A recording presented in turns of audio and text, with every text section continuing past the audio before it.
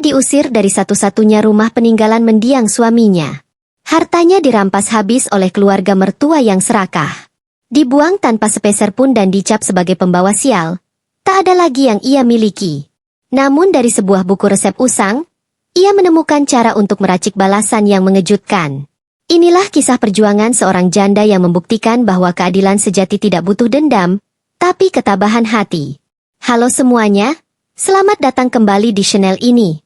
Kisah tadi adalah awal dari perjuangan yang luar biasa, dan kalau kalian gak mau ketinggalan kelanjutan dan cerita-cerita menyentuh lainnya, pastikan kalian sudah tekan tombol subscribe dan nyalakan loncengnya ya. Oh ya, aku selalu senang membaca komentar kalian. Coba tulis di bawah, kalian nonton video ini dari kota mana aja? Aku penasaran banget. Tanpa berlama-lama lagi, mari kita saksikan bersama kisah lengkapnya. Kabut tipis masih enggan beranjak dari pucuk-pucuk daun singkong saat Sari duduk di lincak bambu depan rumah. Udara pagi yang basah terasa dingin di kulit, membawa serta lantunan ayat suci dari pengeras suara mushola di ujung jalan. Di tangannya, sebuah peci beludru hitam yang usang. Peci milik Banyu, suaminya. Sudah hampir 100 hari Banyu pergi, tapi aroma khasnya seolah masih tertinggal di kain itu. Sari menelusuri jahitannya yang mulai rapuh dengan ujung jari, lalu mendekatkannya ke wajah, memejamkan mata dan menghirup dalam-dalam. Mencari sisa kenangan yang semakin memudar. Di sanalah dunianya berada, dalam keheningan pagi dan sebuah peci tua. Kesunyian itu pecah oleh deru kasar mesin motor yang berhenti mendadak di halaman. Dua sosok turun. Ibu Lastri, ibu mertuanya, berdiri kaku dengan sanggul rapi dan selendang batik yang disampirkan angkuh. Di belakangnya, Darto, adik iparnya, mematikan mesin dengan tampang masam. Tak ada salam, tak ada senyum. Wajah Ibu Lastri sedingin embun pagi. Ia menatap Sari, lalu rumah kayu itu, seolah sedang menilai barang dagangan. Sari bangkit perlahan, jantungnya mulai berdebar tak nyaman. Ia tahu tatapan itu. Tatapan yang selalu menganggapnya orang asing. Suara Ibu Lastri memecah pagi, tajam dan tanpa basa-basi. Ia bilang, sebagai keluarga inti, merekalah yang berhak atas semua peninggalan Banyu. Rumah ini, sejengkal tanah di belakangnya, semua adalah milik mereka. Kata-katanya menusuk, satu persatu, merendahkan status Sari sebagai seorang istri yang tak memberikan keturunan. Sari hanya diam, bibirnya keluh. Ia ingin membantah, ingin berteriak bahwa ini juga rumahnya, tempat ia membangun cinta bersama Banyu. Tapi suara itu tersangkut di kerongkongan, tertelan oleh tatapan dingin mertuanya. Darto tidak menunggu lama. Ia masuk begitu saja, mulai mengeluarkan barang-barang Sari yang tak seberapa. Hanya beberapa helai pakaian usang yang ia masukkan dengan kasar ke dalam sebuah tas kresek besar. Puncaknya adalah saat Darto menurunkan satu-satunya foto pernikahan yang tergantung di dinding ruang tengah. Bingkai kayu sederhana itu ia pegang dengan jijik. Lalu tanpa perasaan ia lemparkan ke tanah di depan kaki Sari. Kaca itu pecah berkeping-keping, sama seperti hatinya. Dari balik jendela dan celah pintu, beberapa tetangga mengintip. Ada yang berbisik, ada yang menggelengkan kepala. Buati, tetangga sebelah rumahnya, berdiri di ambang pintu dengan wajah pias penuh iba, namun tak mampu berbuat apa-apa. Suara pintu yang dibanting terasa seperti vonis mati. Sari berdiri di luar pagar yang kini terasa asing, memeluk erat tas kresek di dadanya. Ia menatap nanar rumahnya, tempat tawa dan tangisnya bersama Banyu pernah bersemayam. Setetes air mata yang sedari tadi ditahannya akhirnya jatuh, membasahi pipinya yang pucat. Ia sendirian. Benar-benar sendirian. Malam itu, Sari tidur beralaskan tikar pandan tipis di sebuah paviliun sempit di belakang rumah Buati. Dindingnya lembab, dan aroma tanah basah menusuk hidung. Ruangan itu tak lebih besar dari dapur di rumahnya dulu. Tapi di sana, ada segelas teh hangat dan sepiring nasi dengan lauk seadanya yang disuguhkan oleh tangan keriput Buati. Wanita tua itu tidak banyak bertanya, hanya mengusap punggung Sari dengan tatapan teduh. Gusti Allah mboten sare, enduk, bisiknya lirih. Tuhan tidak tidur, nak. Hanya kalimat itu yang menjadi selimut Sari malam itu. Hari-hari berikutnya adalah perjuangan untuk sekadar menyambung napas.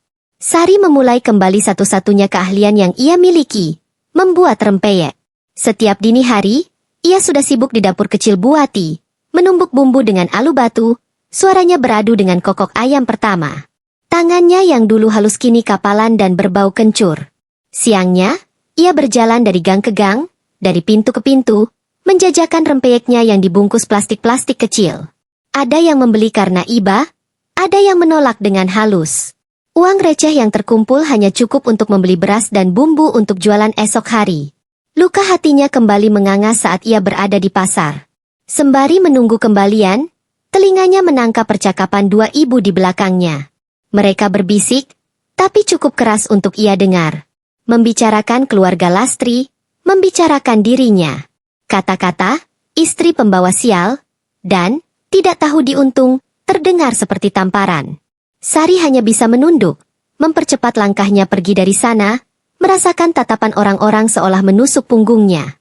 Ia bukan hanya kehilangan rumah, ia juga kehilangan nama baiknya. Malamnya, di paviliun sempit itu, rasa putus asa kembali menyergap. Ia membuka satu-satunya kotak kayu berisi peninggalan Banyu yang berhasil ia bawa. Hanya ada beberapa kemeja lusuh dan sebuah buku catatan bersampul kain batik. Buku itu milik Eyang Putri Banyu. Ia ingat suaminya pernah bercerita. Halamannya sudah menguning, rapuh di tepian. Tulisannya adalah aksara Jawa kuno yang indah. Awalnya ia hanya membalik-balik halaman tanpa minat, namun kemudian matanya terpaku. Di bagian belakang, ada puluhan resep ramuan. Bukan resep masakan, melainkan resep jamu dan wedang rempah. Lengkap dengan catatan kecil tentang khasiatnya untuk menghangatkan badan, meredakan batuk, atau menenangkan pikiran. Didorong oleh rasa dingin yang bukan hanya datang dari cuaca, Sari mencoba salah satu resep paling sederhana. Ia merebus jahe, serai, dan sepotong kayu manis di panci kecil. Aroma wangi yang hangat perlahan memenuhi ruangan sempit itu, mengusir bau lembab. Ia menuangnya ke dalam gelas dan meminumnya perlahan. Kehangatan menjalar di dadanya, memberi sedikit kelegaan pada hatinya yang beku. Ia menatap buku tua di pangkuannya. Ini bukan sekadar buku resep. Ini adalah warisan. Sebuah benih yang tersisa di tengah tanah hidupnya yang tandus. Bermodal sisa uang penjualan rempeyek dan keyakinan yang baru tumbuh, Sari mendirikan sebuah lapak sederhana di depan rumah Bu Wati. Hanya sebuah meja kayu reyot, beberapa botol kaca berisi cairan kunyit dan beras kencur, serta sebuah anglo kecil yang menjaga panci wedang rempah tetap hangat. Awalnya, yang datang hanya segelintir orang, kebanyakan membeli karena kasihan. Namun, Sari melayani semuanya dengan senyum tulus yang sama. Titik baliknya datang tanpa disangka. Istri Pak Lurah, yang sudah berminggu-minggu terbaring lemah karena batuk yang tak kunjung sembuh, menyuruh pembantunya membeli wedang jahe buatan Sari. 3 hari berturut-turut meminumnya. Napasnya yang sesak mulai terasa lega. Kabar itu menyebar dari mulut ke mulut, lebih cepat dari angin perbukitan. Lapak kecil Sari mendadak ramai. Orang-orang tak lagi memanggilnya Janda Malang. Mereka memanggilnya Mbak Sari Jamu. Sore hari, lapaknya menjadi pusat keramaian baru di desa. Ibu-ibu berkumpul sambil menunggu pesanan, berbagi cerita, dan meminta saran ramuan. Sari, dengan sabar, menjelaskan khasiat setiap rempah, pengetahuan yang ia serap dari buku warisan itu. Di saat yang sama, kabar tak sedap mulai berembus dari rumah besar di ujung jalan. Orang-orang melihat Darto menjual beberapa ekor kambing peninggalan Banyu di pasar. Tak lama, sawah yang dulu hijau subur kini digarap oleh orang lain. Ibu Lastri semakin jarang keluar rumah, tak sanggup menahan bisik-bisik tetangga. Puncaknya terjadi di suatu sore yang ramai. Ibu Lastri, dengan wajah merah padam, datang dan menerobos kerumunan di lapak Sari. Ia menuding dengan jari gemetar. Di depan semua orang, ia berteriak menuduh Sari memakai penglaris, guna-guna untuk membuat dagangannya laku. Suasana seketika hening. Semua mata tertuju pada Sari. Alih-alih marah atau takut, Sari justru tersenyum tipis. Dengan gerakan yang tenang dan tak terburu, ia mengambil sebuah batok kelapa, mengisinya dengan wedang jahe serai yang wangi, lalu mengulurkannya kepada ibu mertuanya. Suaranya terdengar lembut, namun jelas bagi semua yang ada di sana. Niki resep saking Eyang Putri nipun Mas Banyu. Bu, katanya dalam bahasa Jawa halus. Monggo diunjuk, supados atine adem. Ini resep dari neneknya Mas Banyu, Bu. Silakan diminum, supaya hatinya tenang. Kata-kata itu menghantam Ibu Lastri lebih keras dari tamparan. Ia terdiam, membeku. Keanggunan Sari menjadi kontras yang telak dengan amarahnya yang meledak-ledak. Wajah para pelanggan menunjukkan simpati yang kini sepenuhnya berpihak pada Sari. Malu yang tak tertanggungkan membuat Ibu Lastri berbalik. Tanpa sepatah kata pun, ia berjalan pergi dengan langkah cepat, meninggalkan lapak itu dalam keheningan yang berat. Sari hanya menatap kepergiannya sejenak, lalu kembali melayani pembeli berikutnya seolah tak terjadi apa-apa. Martabatnya telah kembali, bukan direbut, melainkan diraciknya sendiri. Kemenangan moral Sari di sore itu bergema ke seluruh penjuru desa, membawa akibat yang nyata bagi keluarga Lastri. Kisah kejatuhan mereka tidak terjadi dalam semalam, melainkan dalam serangkaian bisik-bisik dan pemandangan yang memilukan. Orang-orang mulai bicara tentang juru tagih yang datang ke rumah besar itu. Lalu terdengar kabar Darto kelabakan mencari pinjaman, dan puncaknya, beberapa orang melihat Ibu Lastri keluar dari pegadaian dengan wajah sembab.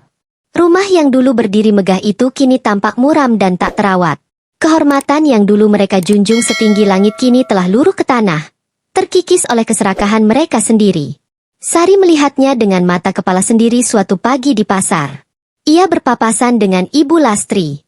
Wanita yang dulu selalu tampil sempurna dengan kebaya licin dan sanggul kokoh itu kini terlihat begitu berbeda. Ia mengenakan daster pudar, rambutnya hanya diikat seadanya, dan pundaknya yang dulu tegak kini membungkuk. Saat pandangan mereka bertemu, Ibu Lastrilah yang pertama kali membuang muka, seolah malu. Tidak ada setitik pun rasa puas di hati Sari. Yang ada hanya ngilu yang aneh, sebuah rasa iba pada sosok wanita yang telah kehilangan segalanya, termasuk harga dirinya. Ia sadar, api dendam di hatinya telah lama padam, berganti menjadi abu penyesalan atas takdir yang begitu getir. Nasib akhirnya membawa Darto ke hadapannya. Di suatu sore yang sepi, saat Sari hendak menutup lapaknya, Darto datang. Bukan dengan motor dan dada yang membusung, melainkan berjalan kaki dengan langkah gontai. Ia berdiri beberapa langkah dari meja, kepalanya tertunduk, tak berani menatap mata Sari.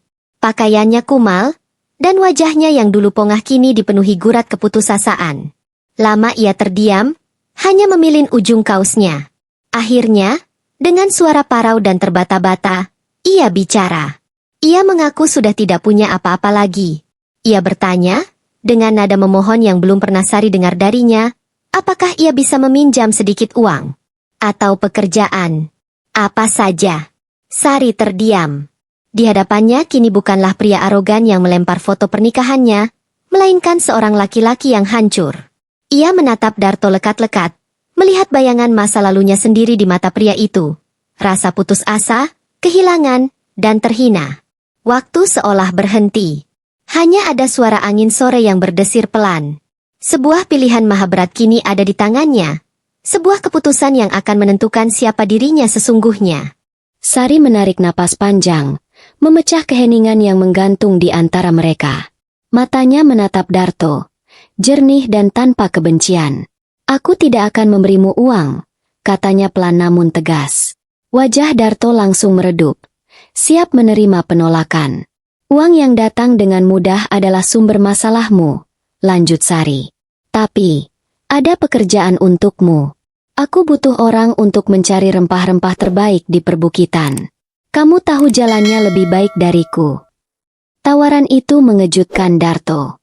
Bukan hinaan, bukan ceramah, melainkan sebuah kesempatan. Sebuah pekerjaan kasar yang jauh dari kemewahan yang pernah ia kenal. Ia menatap Sari, mencari jejak ejekan di wajahnya, namun tak menemukan apapun selain kesungguhan. Dengan suara bergetar menahan gejolak di dadanya, ia mengangguk. Itulah balasan Sari yang sesungguhnya. Bukan dengan menghancurkan, melainkan dengan memberi kesempatan untuk membangun kembali dari nol, dengan keringat dan tangan sendiri. Bulan-bulan berikutnya, pemandangan baru mulai terlihat di desa. Darto, dengan parang di pinggang dan karung goni di pundak, berangkat ke hutan saat fajar dan pulang saat senja. Wajah dan pakaiannya kotor oleh tanah. Sari membayarnya dengan upah yang adil, sama seperti pekerja lainnya.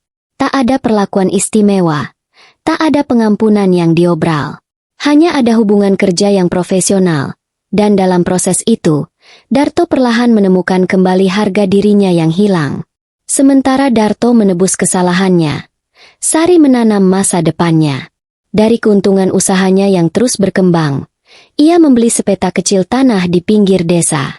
Di sana, ia membangun sebuah rumah mungil dari kayu dan bambu. Rumah itu tidak besar, namun setiap sudutnya adalah miliknya.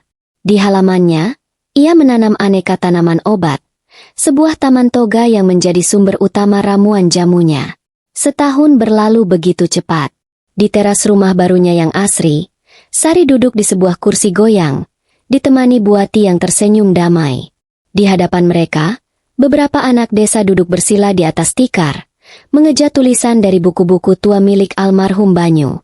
Sari telah menjadi guru kecil bagi mereka. Pandangannya menyapu ke kejauhan. Di lereng bukit, ia bisa melihat sosok Darto sedang memikul karung, berjalan dengan langkah tegap dan mantap. Ia bukan lagi beban di masa lalunya, hanya bagian dari pemandangan hidup yang terus berjalan. Sari tersenyum tipis, senyum yang lahir dari hati yang lapang. Ia tidak mendapatkan kembali hartanya yang dirampas, tetapi ia telah menuai sesuatu yang jauh lebih berharga, kedamaian. Ia telah membuktikan bahwa keadilan sejati bukanlah tentang membalas luka, melainkan tentang menyembuhkan diri sendiri dan membangun kehidupan yang begitu kokoh, hingga tak ada lagi yang bisa meruntuhkannya. Di akhir kisahnya, Sari tidak hanya berhasil membangun kembali hidupnya dengan sebuah usaha jamu yang sukses dan rumah baru miliknya sendiri, tetapi ia juga menemukan kedamaian. Ia bahkan memberikan kesempatan kedua pada orang yang telah menghancurkannya, membuktikan kebesaran hatinya. Hikmah utama dari cerita ini begitu mendalam.